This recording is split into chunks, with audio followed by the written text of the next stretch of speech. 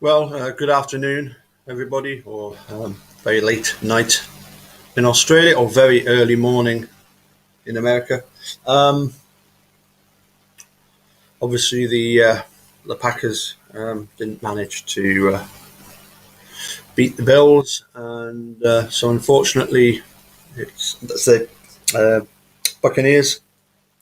So it's going to be the Tampa Bay Buccaneers against the Kansas City Chiefs at Tampa Bay's home ground in I think 2 weeks' time. So anyway, not to worry. We carry on, and we wish the Buccaneers all the best against the Chiefs, because I think they're gonna need it. Some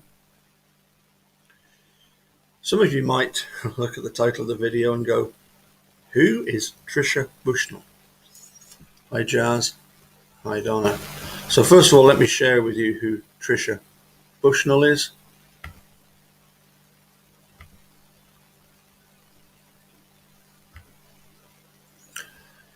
And you'll see by this, everything's working okay. Well, this seems fine. Okay.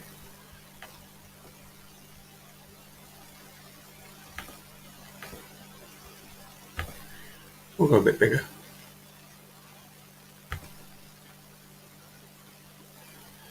So this, of course, was the August 26th, 2016 Kathleen Zellner motion for post-conviction scientific testing. And as we come down, slowly but surely,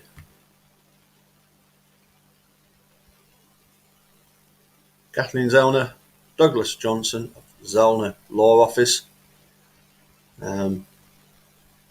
Tricia J. Bushnell of the Midwest Innocence Project, and she is local counsel. Kathleen Zellner, lead counsel. Tricia Bushnell, local counsel. So what happened? What happened with Tricia Bushnell, you may ask? So this was by Melissa Cruz, September the 7th, 2016. Why Stephen Avery wants to replace Tricia Bushnell.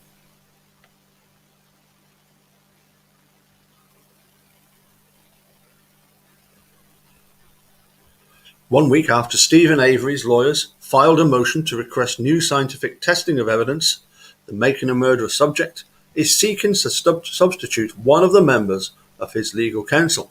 Avery has requested to remove Tricia Bushnell from his case and will be replacing her with Wisconsin-based attorney Stephen G. Richards.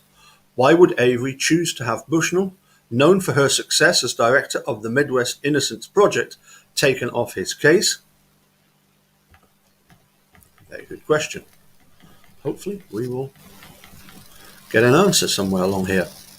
According to the motion filed September the 2nd, so this is just literally, as they say, just a week after the motion for scientific testing. According to the motion filed September the 2nd, in the Wisconsin Court of Appeals District 2, the court document seeks to have Bushnell removed from the case and asked Richards to step in as her substitute. The motion states that Bushnell is aware of the request and has no objection to withdrawing from the case. But the shake-up in the legal team comes at a seemingly odd time. Just 1 week prior, Bushnell and Avery's top attorney, Kathleen Zellner, filed a motion to have DNA and blood evidence discovered at the scene retested. Bushnell and Steve believe that new testing, which would date the blood and DNA samples found on the Avery property, would prove that the samples were planted and thereby free Steve from his alleged second wrongful conviction. Remember, at that time, there was a theory that the blood found in the RAV4, if it was from the vial, the blood vial, that it could be dated. You know, this EDTA test was just nonsense. But you could date the blood. You could do work on it. That never came to fruition, because in any case, it certainly does appear that it wasn't blood from the vial after all.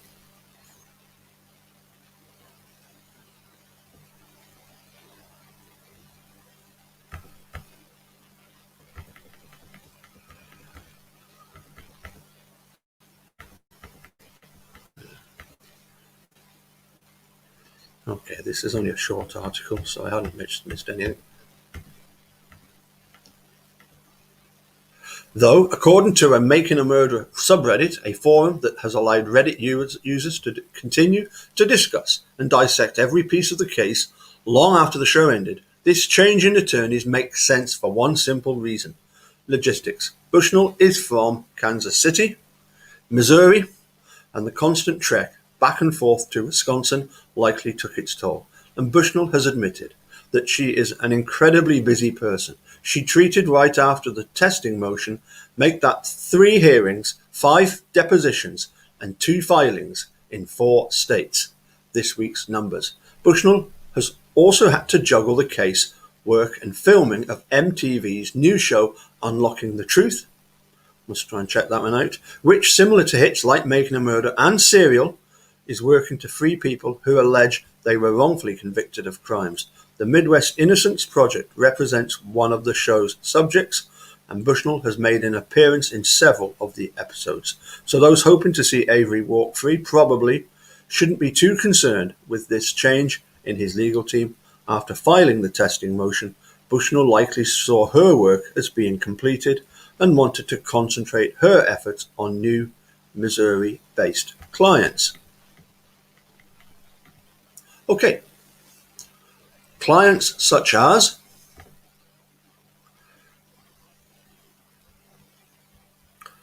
this is the Kansas City Star, and a jailhouse liar sent Pete Coones to prison for 12 years. Kansas lawmakers fix the system. We have none other than an article by Tricia Bushnell.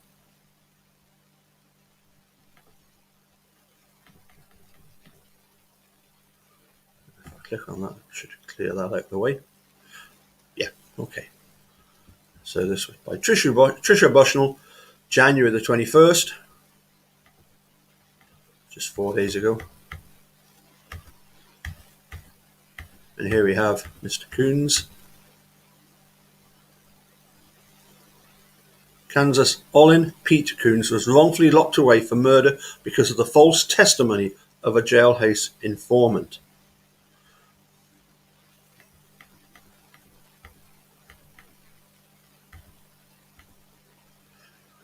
What would someone say to get out of jail? And what if that someone made false statements that ended up being about you? In November, Kansas Olin Pete Coones was exonerated of murder after spending 12 years in prison. Lies told by a jailhouse informant put him there. Before his wrongful conviction, Coones led a normal life, working as a mail carrier and raising his 5 children together with his wife, Dee. But that changed in 2008 when he was arrested for the murders of Kathy and Carl Schroll.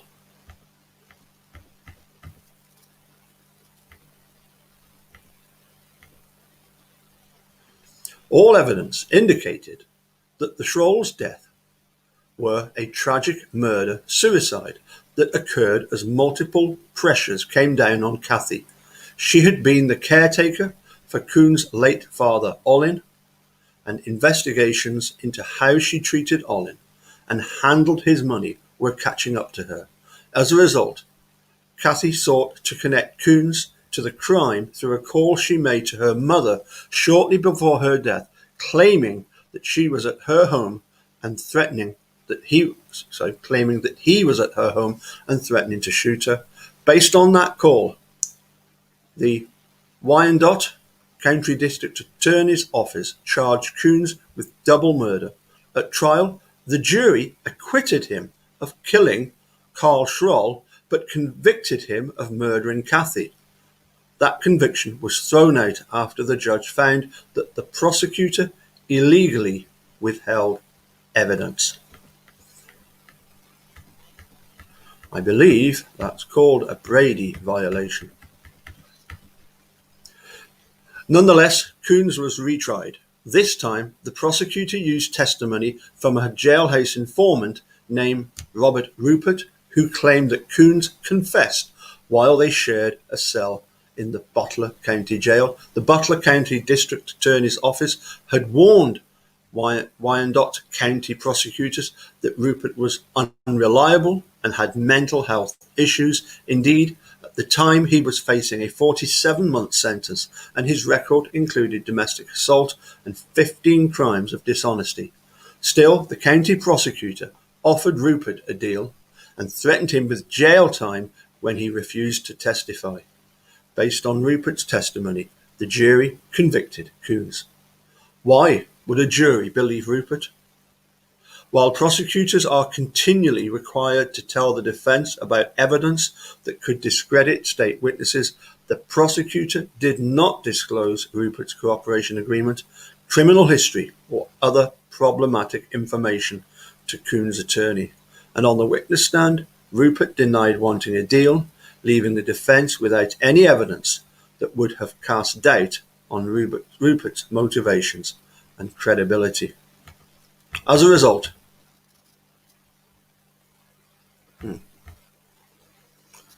that was a bit brutal by my computer then.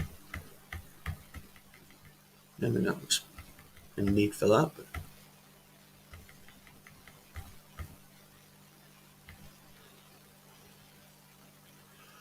okay, I think we're back to this bit here. As a result, Coones lost 12 years of his life, but innocent Kansans like him are not the only ones who pay the price when the state trades leniency for testimony. Victims of crimes committed by jailhouse informants can also be denied justice when the informant gets a deal in exchange for their testimony.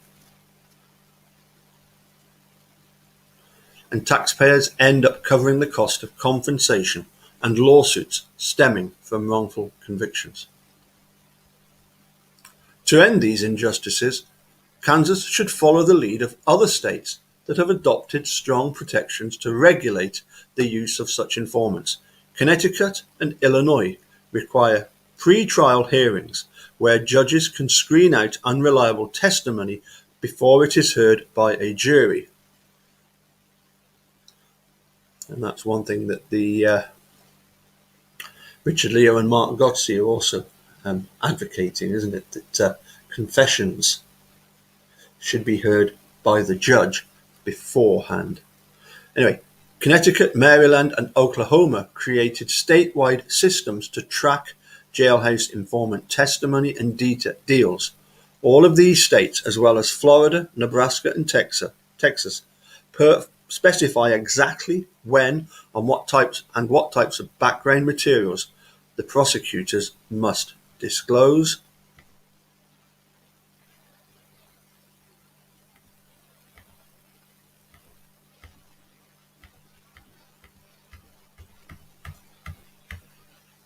Finally, state lawmakers should implement these measures when the legislature reconvenes and ensures Kansans are convicted only on reliable evidence. Pete Coones and his family can never get back the years that were taken from them, but Kansas can learn from his case and protect other innocent Kansans going forward. By Tricia Bushnell, Executive Director of the Midwest Innocence Project, which represented Olin Pete Coones in his exoneration. So, in fact, Tricia Bushnell hasn't gone anywhere, but as soon as I saw this article and it was by Tricia Bushnell, I immediately thought, I've seen that name before. Anyway, that was all I wanted to share with you. Short and sweet, I know, but looking ahead, and hi everybody. We've got here. Donna, Darkside, Millbilly, you did a video on this. Excellent. Just keep hammering them out because, people have got to listen. Yep. Donna, Jazz, Naz, Millbilly, Double D. So really just to say Millbilly, Double D, Donna, Millbilly, Darkside, Double D. Jazz, Donna. Yep. Hi there, everybody. T1. Hi there. How you doing? Nice to see you. I was thinking about you, T1, when I did that reading yesterday from the Brendan trial interview. A bit like doing a Bible reading. I know that you're into your Bible reading, and I know you enjoy me doing stuff from the Bible. So hopefully we'll do some more in the future. Okay. Millbilly, T1, Donna, Darkside, Donna, Jazz, Millbilly, Donna, Jazz. Excellent. So very, very quickly. As you might have noticed, on Wednesday evening, my Wednesday evening, at about I think it'll be about 7:45. So 7:45 is basically that's 19:45. So at 13:45 Central Time, we'll have a chat with Dr. Clifford Sharp, who I've known many, many years, and he had actually watched Making a Murderer long before I even watched it, and had some opinions of his own. But I particularly wanted his expertise on the P300 murmur, which is something that as a student at university, he was studying back in the late 80s and 90s. And also to get his perspective, because it's something that we've talked about, the kind of psychological, because Cliff is a psychiatrist, the kind of psychiatric help that Steve and Brendan will require once they are released. So I want to get Cliff's opinions on that. As I say, he was the top consultant here in the Borders and the ideal person to speak to. Anyway, we'll catch you all soon. Enjoy the rest of Burns night. You're allowed a few whiskies and some haggis, and neeps and tatties.